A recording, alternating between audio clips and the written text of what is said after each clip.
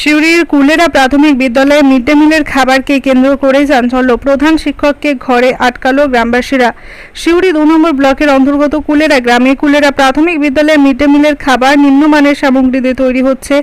অভিযোগে গ্রামে ব্যাপক উত্তেজনা ছড়ায়। অভিযোগ, আজ স্কুলে মিড ডে মিলে খিচুড়ি ও কুমড়োর তরকারি দেওয়া হয়, যা নিয়ে গ্রামবাসী ও রান্নার কর্মীরা অসন্তোষ প্রকাশ করেন। গ্রামবাসীদের দাবি, বর্তমান প্রধান শিক্ষক আসার আগে মিড ডে মিলে প্রায়শই ডিম, মাছ, মাংস দেওয়া হতো, কিন্তু নতুন প্রধান শিক্ষক দায়িত্ব নেওয়ার পর থেকেই খাবারের মান নিম্নগামী হয়েছে এবং এসব খাবার বন্ধ হয়ে গেছে।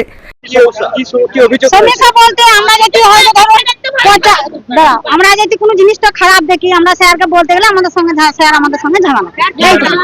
তোমরা আমরা যা দেবো তাই আনতে হবে, ওই যাই বলতে দিয়ে ঝামেলা।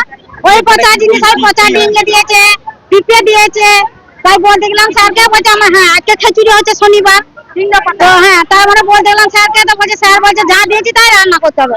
তাতে আমাদের ধানের একটা কর্মী বললো যে তাহলে শুয়োর গরু উঠবেন, তাহলে তাই কেটে খাই দেবো। স্কুল থেকে রান্না করতে হবে না আমাদেরকে।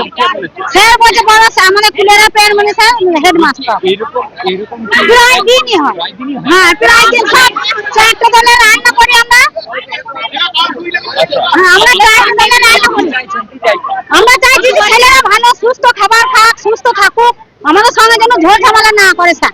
এর প্রতিবাদে ক্ষোভে ফেটে পড়ে গ্রামবাসীরা এবং প্রধান শিক্ষককে তার ঘরে আটকে রাখেন। পরে খবর পেয়ে ঘটনাস্থলে সিউড়ি থানার পুলিশ আসে। পুলিশ প্রধান শিক্ষকের ঘরের দরজা খুলে তার সাথে কথা বলেন এবং অভিযোগকারীদের বক্তব্য শোনেন। এরপর পুলিশ রান্নাঘরে গিয়ে সেদিনের রান্না খিচুড়ি ও তরকারি পর্যবেক্ষণ করেন। ঘটনাকে কেন্দ্র করে এলাকায় চাঞ্চল্য ছড়িয়েছে।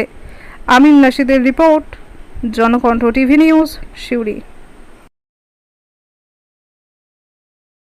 আপনার জেলার সবশেষ খবর পেতে চোখ রাখুন জনকণ্ঠ টিভির ফেসবুক পেজে এবং ফলো বাটনে ক্লিক করুন।